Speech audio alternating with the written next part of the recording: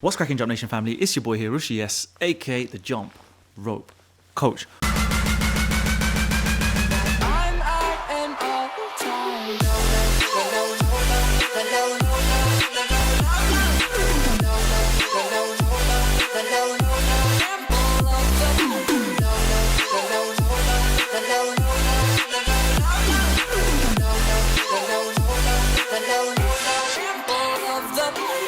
Welcome back to episode 2 of the Jump Rope Labs, people, where I basically go through Instagram, look through your clips. If you use the hashtag Jump Rope Lab in your videos, you have a chance of getting featured on YouTube. And today we've got a really cool video for you, a really good tutorial on double under crossovers. Now, I've selected a video today which I think is going to help a lot of people out there, because this is a move that a lot of people, when they first try and get into skipping, this is the one they want to try and get to kind of like as soon as possible, right? You've seen it like many times on this channel. I've done loads of tutorials.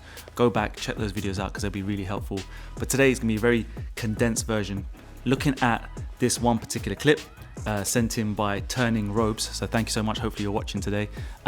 You'll get to see his clip in a second, and we're just gonna go through it. I'm gonna take you through what's good, what could be improved, and then we're gonna go outside here at the HQ and we're gonna set things a little bit right and make it a little bit more better, right? So let's get straight into this video, people. I'm gonna, remember, like, if you guys are new to the channel and you don't know what's going on, this is the home of jump rope fitness and lifestyle. Pick up your ropes from my website, links down below. Get skipping, people, man. This is the #1 cardio on the planet, and this is the one channel that's gonna get you flying like a boss. So gonna play this clip from Turning Ropes. Again, thank you so much for sending it in, and gonna show it in its entirety and we'll talk through it. Okay, so we're going to talk through it now, actually. Going through this video, it's quite a cool little edit. You got him kind of practicing his double under crossovers. I read his caption.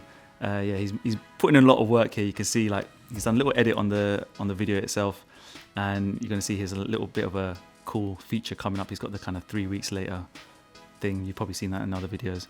And then you see him actually executing the move. He's lost the mat, which is a point that I'm going to bring up as well in a second. So that's the clip. It's not an easy fix, right? Double under crossovers, guys. Like, especially if you're a beginner, remember, it takes a long time to get this right. It takes a long time to make it look really nice and smooth and fluid and very effortless. But where he's up to now, you can see he's already got the move down. And let's go and play this clip back. And I'm just going to pause it in certain sections just to help you through what's kind of good. And straight off the bat, right, looking at this clip, I'm going to pause it right now. So he's jumping on a mat, which is not desirable for learning tricks like this. I've always said it's good to jump on mats and protect your knees and joints and your ropes, but this type of mat, it's like a spongy mat. It's like a kind of kids play area type mat. I think people use it for gymnastics and doing kind of like, I don't know, handstands and things like that. But basically, this is going to affect the bounce of your rope, and you'll see in his first clips here, I'm going to play it again. He's tripping up on his feet here, which is a little bit to do with the technique, but also the mat's not going to help him. The bounce and the feedback is not correct. So ideally, you want a mat that is made for skipping, and we have got some links in the bio. But you want a mat that's got really good bounce feedback. So you'll see from his form, playing this clip again now, he's actually doing the right thing. He's jumping, not flexing his knees, which is a lot of the things that beginners do at the first kind of point, which is when they try and do this move, they're just flexing their knees a lot. But he's trying to keep his knees straight, his legs straight, which I like a lot.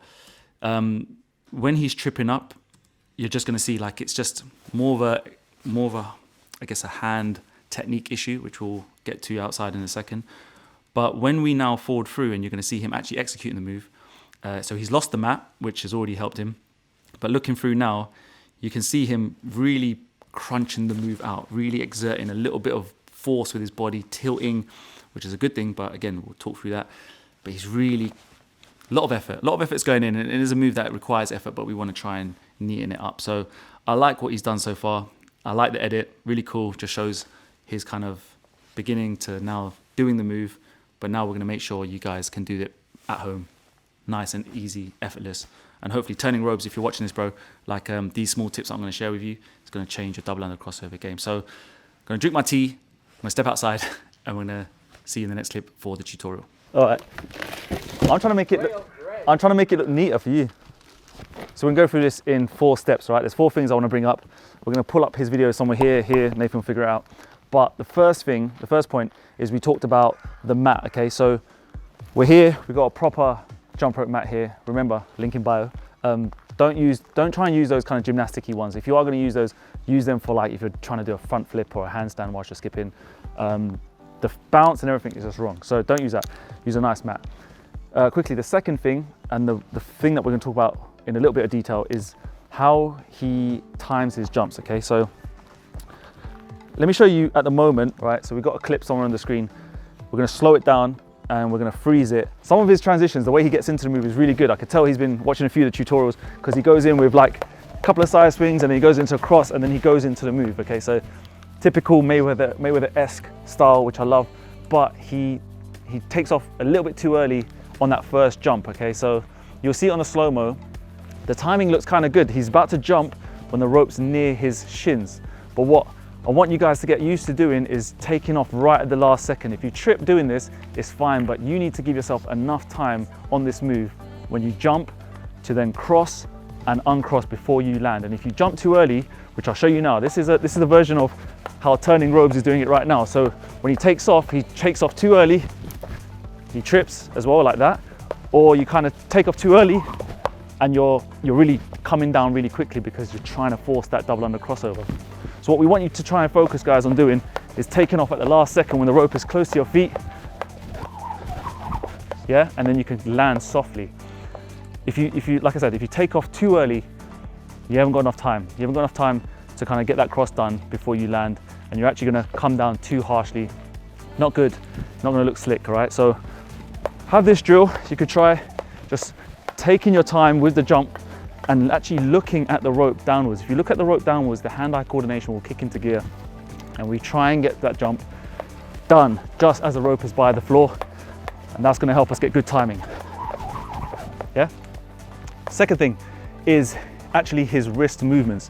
What he tends to do is when he tries and does this move, and a lot of beginners do this as well, right? They try and get this move done with their whole arms.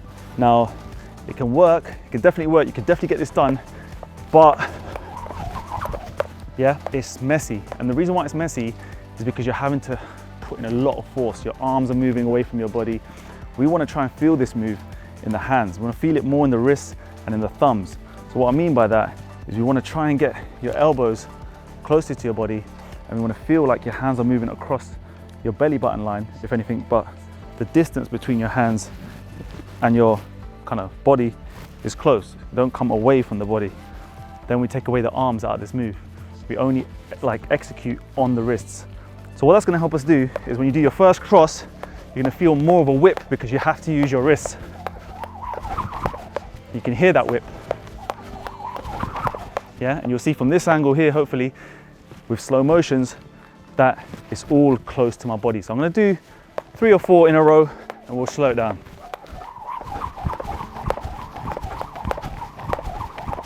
Yeah, I'm really trying to keep those hands close to the body. As soon as they go away from the body, we're using too much arm movement, and you can't generate enough speed by just using your arms and shoulders. It's going to look messy as well. And you trip. I try to do at least one. Let me try to do one with just arms. Yeah, I mean, my body's not used to it, so we're going to forget that. Third thing, okay, is his body posture. Links into the wrist, because once you get the wrist thing done properly, once you keep the wrist closer, you naturally have a little bit of a body tilt because it allows you to cross more, which is what I've talked about in so many videos.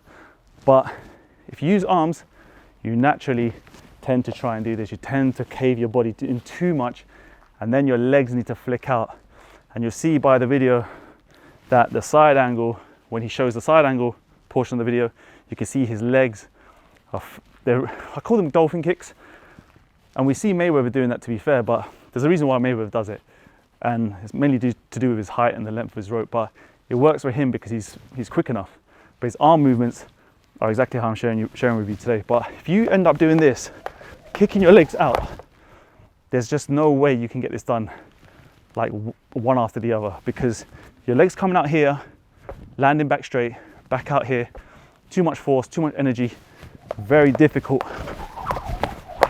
And you're just, your arms are coming away from your body, can't get enough speed. So what I try and get you guys to do is just get a bit more upright with your jumps.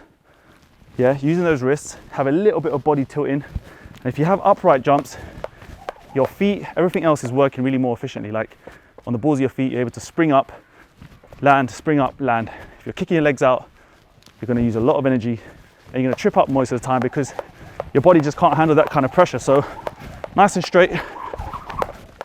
Yeah, nice and straight body. Boom. Yeah, and get that whip going with the wrist. So yeah, those 4 points, guys, will help this particular user video, turning ropes, but it's going to help a lot more people out there as well. Decent surface, decent mat, get good bounce. Make sure you spin the rope with your wrists, as in you get a lot of revolution, you get the whip with your wrists. Don't let the hands come away from the body, don't make it armsy, and your posture nice, upright.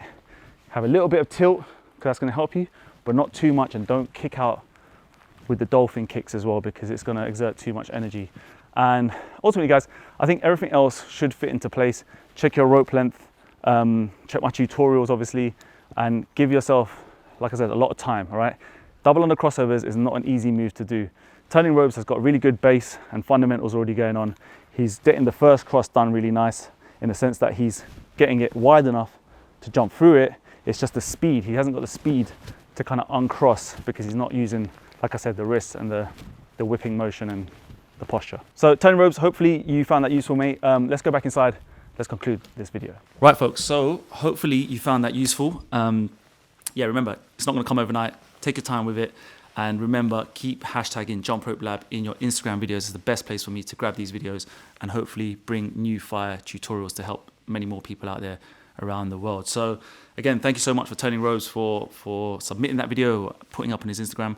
And I'm going to share with you a clip from the hashtag that I found, someone who doesn't need a lot of tutorial work or doesn't need a lot of kind of form work.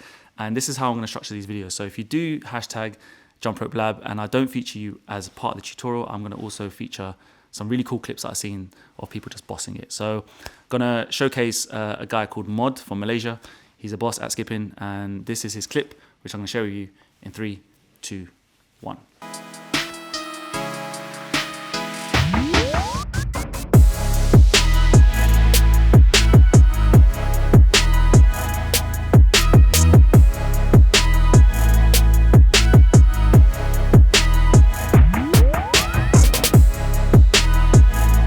All right, folks, hopefully you found this video useful. Remember, please give me a big thumbs up. That'd be really helpful. Help this channel grow, get more and more people skipping, which is what we want. And yeah, just keep flying boss out there. And I'll see you in the next video as always. So take care of yourself. Skip the treadmill. Stay safe. Peace. Was the knight in shining armor in your movie? Would put your lips on mine and love the aftertaste now.